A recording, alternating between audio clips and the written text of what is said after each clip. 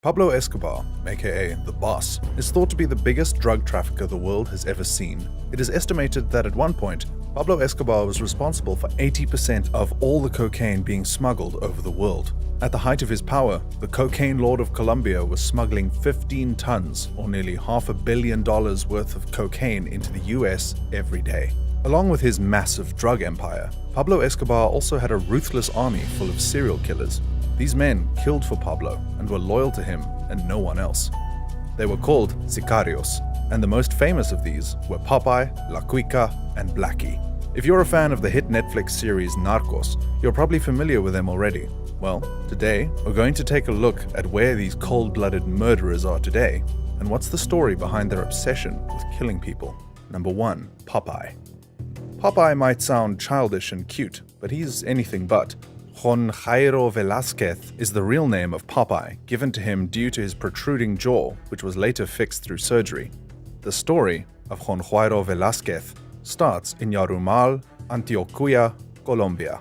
As surprising as it might seem to you, but it's absolutely true, he used to be a part of the Colombian National Army, and then joined the cadet school of the National Police. A hitman like Juan Jairo Velázquez used to be a part of something that was solely created to protect the public. Let's dig deeper. At first, he was part of the school of NCOs of the Colombian Navy, but then he transferred to the National Police Academy, where he studied for only 1 semester. What did he study there? How to shoot people with enough efficiency that they didn't get to blink twice after the bullet is in them?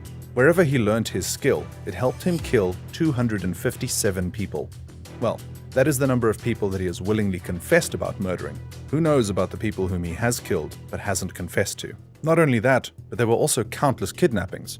Like, kidnapping common citizens and normal people is one thing, but the guy actually kidnapped the candidate for mayorship, Francisco Santos. Not only him, he also kidnapped and murdered Carlos Mauro Hoyos and several other famous politicians in Colombia. So we guess it's safe to say that no matter how rich or influential you are, all it takes is a bullet from Escobar's hitman. If you're horrified after finding out how many people he killed himself, wait until you find out how many killings were arranged by him. 3,000 murders. You heard that right. 3,000 murders were successfully planned by the psychotically genius hitman. Some people might even call him a genius when it comes to planning stuff, even if it was other people's deaths. Definitely not something you should use for inspiration, jokes aside. Where is he right now? 6 feet under, dead, gone, finished. Doesn't breathe the air of this land anymore. While Popeye is a vicious killer, he sure does clean up nice. ¿Cómo aprendió a matar? Me dice a los 12 años. ¿Usted se recuerda cuándo y a quién fue la primera persona que mató? No, ya el primero que yo maté fue por el 17 años de edad. Fue a un despachador de buses que cuando el primero era conductor de bus y había tumbado la mamá de un amigo nuestro cuando conducía. No esperó que se bajara y no que la señora se iba a bajar y se cayó y la mató. Y la dejó ahí tirada como un perro, entonces ese fue mi primer asesinato. In an interview, Juan fondly talks about the first time he killed. He reveals he bagged his first kill at 17. At that young age, Juan was driven by a sense of righteousness as he killed a bus driver who was responsible for the death of a close friend's mother. Later on in the interview, he reminisced about the first time he ran into Pablo. Believe it or not, Juan used to work for Pablo's mistress. When she left the country, Juan went knocking on Pablo's door, looking for a job, and the rest was history. From 1992 to 2014, he served in prison and received a sentence of 30 years. Murder, extortion, terrorism, drug trafficking. He got out in 2014, however, was sent back to prison after he was arrested for extortion once again. Old habits die hard, I guess. The guy was constantly in and out of prison until he finally died of stomach cancer. Interestingly, he also set up a YouTube channel during his time out where he told stories about his time as a vicious, stone-cold killer. According to him, there was an 80% chance that he was going to be killed by a former gang member. I guess even psychotic killers aren't safe from cancer. Moving on to the next hitman of the world's deadliest drug lord. Number 2. La Cuica. La Cuica, or Dandeni Muñoz Mosquera, is considered by many to be the most ruthless and violent out of all of Pablo's killers. Dandeni made his way into the Colombian drug war after being inducted into the Colombian army. However, he was soon discharged due to several minor theft charges. From here, he made his way into Pablo Escobar's cartel, the Medellin cartel. This is when he was given the nickname of La Cuica. La Cuica means fat girl and was given to Dandeni due to his resemblance with his aunt. La Cuica soon rose to the top of the cartel's ranks and became an expert expert at everything torture. Not only was he one of Pablo's most trusted hitmen, but was also responsible for helping Pablo's army of killers.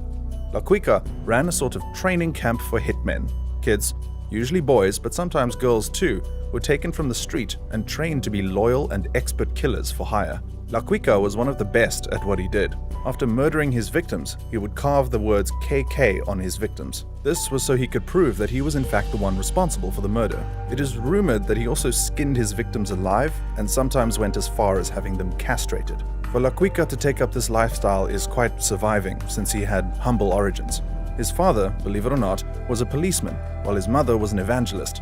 He was also related to the church during his early life. The US was after him for quite some time. However, they couldn't do anything since they didn't have the jurisdiction. All this changed after the 1989 bombing of Flight Avianca. You see, Pablo Escobar liked to make a statement. If one person needed to be killed, he would have the entire bus or plane blown up.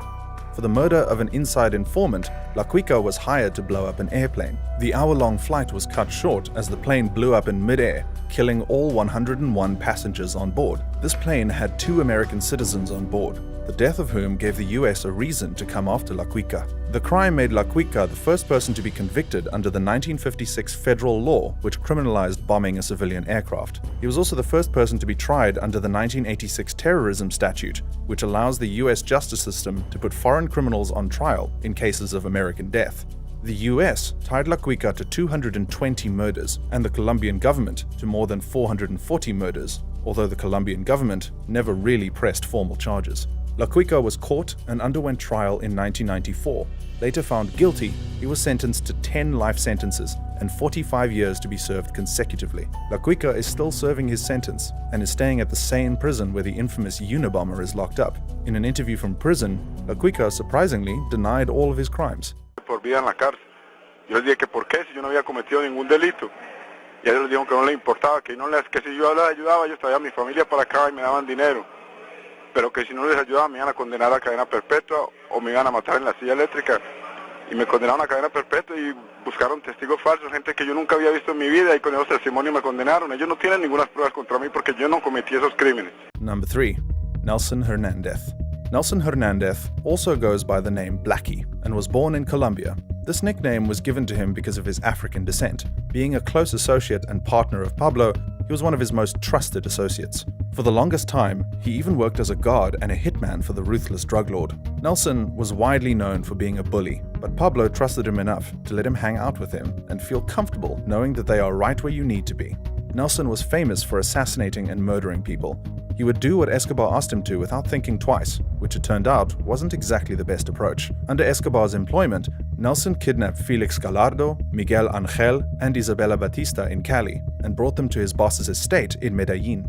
He helped Pablo out of 1 or 2 sticky situations by attacking Colombian judges and setting fire to all the evidence they had against him. Pablo was really pulling the strings on Nelson, as he had him kill cartel boss Kiko Moncada. Blackie was most important to Escobar when he carried out the 1993 Bogota shipping center bombing, planting 220 pounds of C4 plastic explosives in a car parked in a downtown shopping center.